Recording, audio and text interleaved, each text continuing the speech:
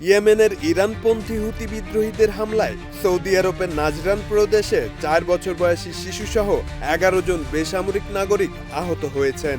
Saudi নেতৃত্বাধীন আরব জোট জানিয়েছে, আন্তর্জাতিক আইন লঙ্ঘন করে চালানো এই হামলায় 7 সৌদি, 1 ইয়েমেনি, 2 মিশরীয় ও 1 পাকিস্তানি আহত হয়েছেন।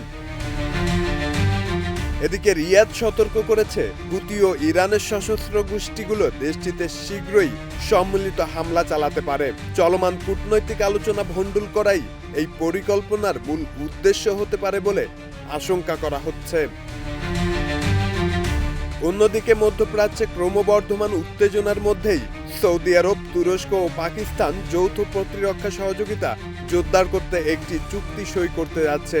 জেদ্দার এই চুক্তি স্বাক্ষরের লক্ষ্যে পাকিস্তানের প্রধানমন্ত্রী শাহবাজ শরীফ ও সেনাপ্রধান আসিম মুনির সৌদি আরব পৌঁছেছেন এবং তুরস্কের প্রেসিডেন্ট রিসেপ তাইয়েপ এরদোয়ানেরও যোগদানের কথা রয়েছে।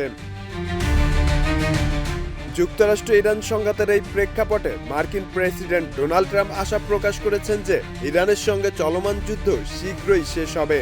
যদিও মার্কিন সামরিক বাহিনীতে দীর্ঘ পাল্লার ক্ষেপণাস্ত্রের মজুদ ঘাটতির কথা স্বীকার করছে ওয়াশিংটন।